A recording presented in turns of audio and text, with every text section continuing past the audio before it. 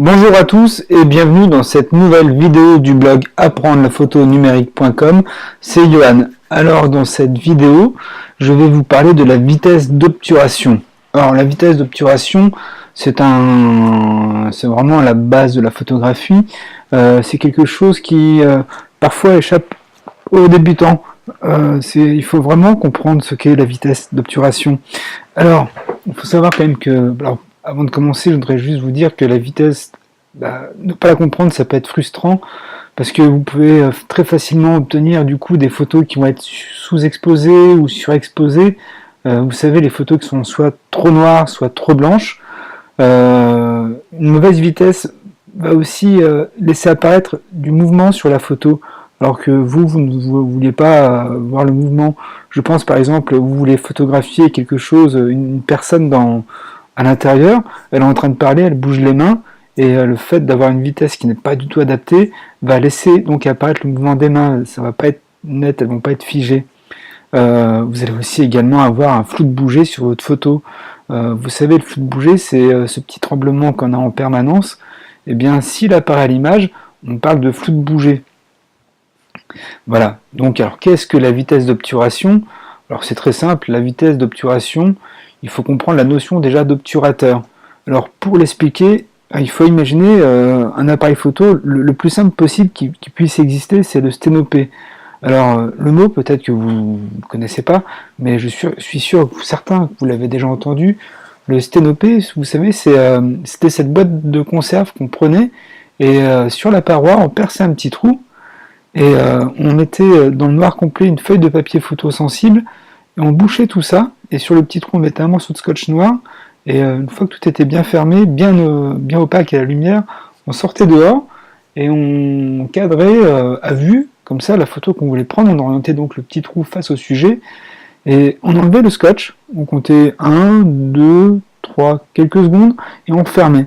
Et après, on allait au laboratoire, et on devait développer l'image. On avait donc une image en négatif, mais en tout cas, on avait une image. Donc, l'obturateur, c'est un petit peu ça dans votre appareil photo, c'est ce qui va permettre de cacher la lumière à votre capteur. Alors, en numérique, il y en a deux types. Il y a les appareils photo hybrides, les appareils photo compacts et les bridge, qui n'ont pas d'obturateur. Des fois, l'hybride n'en a pas, mais sinon, les réflexes, et d'une manière générale, les hybrides peuvent avoir un obturateur.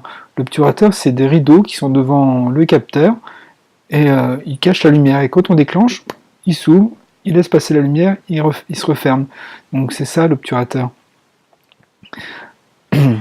Alors, maintenant il faut aussi comprendre que la vitesse c'est une histoire de temps. Quand je vous ai parlé du sténopé à l'instant, le temps pendant lequel on a laissé passer la lumière, c'était donc le moment où on a ouvert le trou. La lumière est passée pendant quelques secondes. Donc l'unité de temps de base, c'est la seconde. On va toujours parler en secondes. Donc la vitesse, elle s'exprime en temps, comme je viens juste de vous le dire. L'unité de référence, c'est la seconde. Par exemple, dans l'appareil photo, alors on voit ces informations-là dans le viseur, on les voit aussi sur le cadran. Ça peut être écrit 30 avec des guillemets. Lorsque vous avez des guillemets, il n'y a pas d'erreur à faire, ça sera toujours des secondes. Alors par exemple 30 avec des guillemets, c'est 30 secondes. Ou alors vous pouvez aussi avoir un 30 sous forme de fraction. Donc là, on sait que ce sera une seconde divisée par 30, ou un trentième de seconde.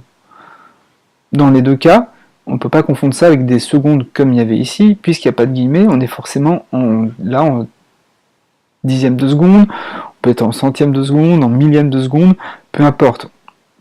Le temps se divise et nous avons toujours des fractions. Alors, c'est assez simple à retenir. Il faut savoir que le chiffre que vous avez ici, par exemple 30, plus il est grand, plus la vitesse est rapide. Vous pouvez essayer de vous rappeler de ça. En parlant de vitesse, il va falloir commencer à être à cran. Il faut prendre conscience que lorsque vous tournez la molette de la vitesse, vous la bougez d'un cran. Je reviendrai sur cette histoire de cran dans les autres vidéos qui vont concerner l'ouverture et la sensibilité. En tout cas, il faut commencer à prendre l'habitude de compter le nombre de crans que vous allez passer pour pouvoir changer de vitesse. Alors, maintenant qu'on comprend un petit peu ce qu'est cette histoire de vitesse, en gros, il n'y a que 2 modes dans l'appareil photo qui vous permettent de prendre la main sur la vitesse. C'est le mode manuel. Alors le mode manuel, souvent, c'est un mode qui va effrayer les débutants ou les personnes qui ne l'utilisent pas. Il paraît très compliqué, c'est vrai qu'il y a plein de paramètres à gérer dedans, mais en toute sincérité, c'est un mode que vraiment je vous invite à essayer de temps en temps pour essayer de vous habituer. Mais c'est vraiment un mode qui offre une marge de liberté, mais fantastique. Sinon, vous avez aussi le mode priorité à la vitesse. Alors ça dépend des appareils photo. Sur la molette de réglage des modes, vous avez soit la lettre S ou TV. Alors, ça dépend vraiment de la marque, je le répète. Canon, c'est TV, Nikon, c'est S, et après, toutes les autres marques vont reprendre soit l'un, soit l'autre.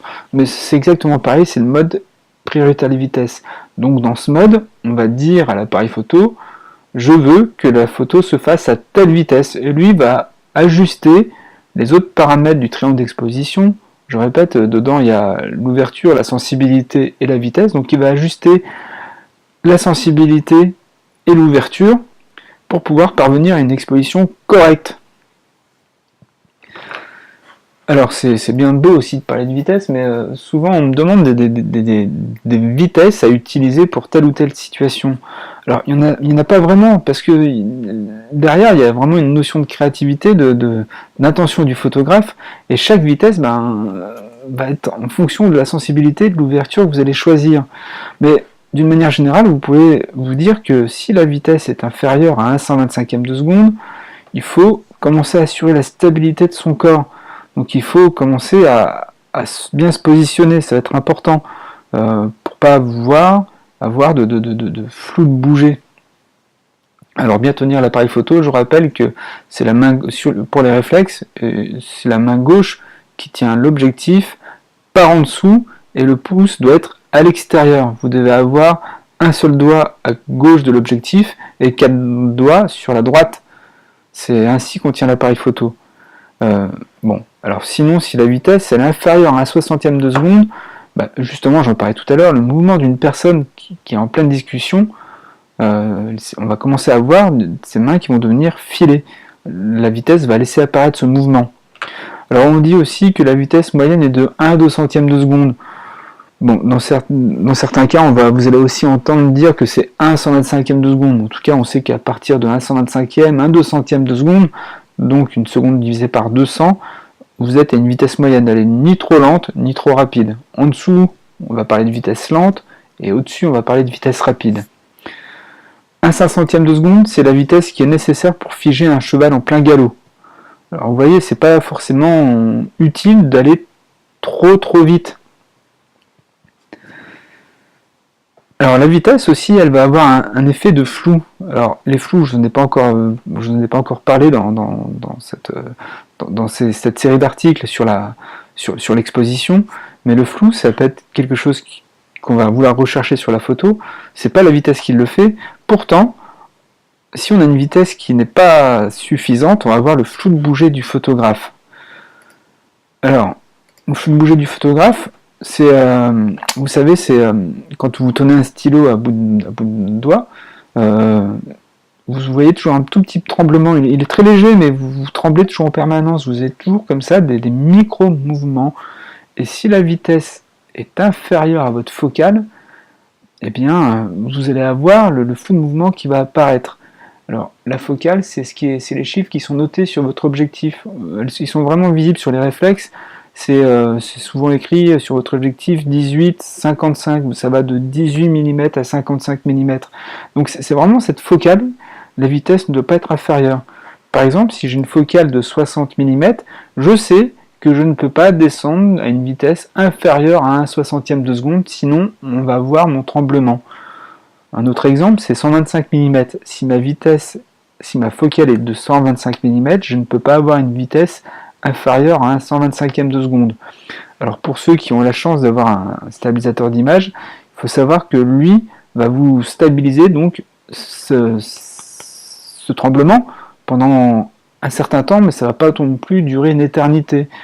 En général, vous pouvez vous amuser, si par exemple vous êtes au 125e de seconde, vous tournez la molette de 4 crans pour aller moins vite, et bien c'est la vitesse à laquelle le stabilisateur lui va arrêter de stabiliser.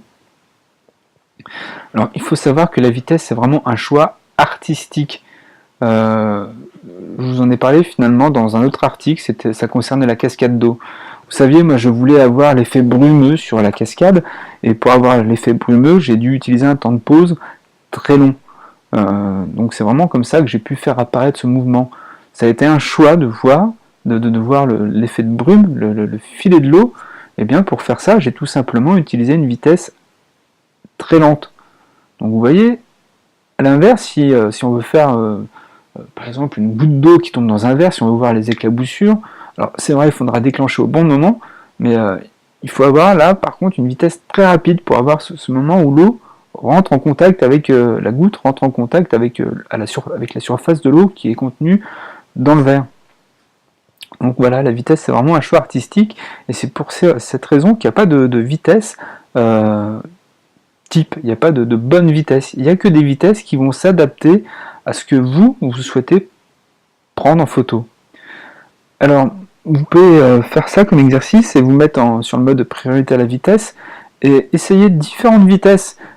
L'appareil photo, lui, de toute façon, va toujours travailler derrière pour faire en sorte que la photo soit correctement exposée. Donc il n'y a pas de risque sur ça, mais faites des essais sur différentes vitesses pour voir qu'est-ce que ça va changer sur votre image. Essayez dans une pièce, par exemple, de prendre en photo un verre d'eau ou quelque chose en mouvement, ça sera mieux, avec une seconde de temps de pause, avec un 30e de seconde, avec un 50e, avec un millième.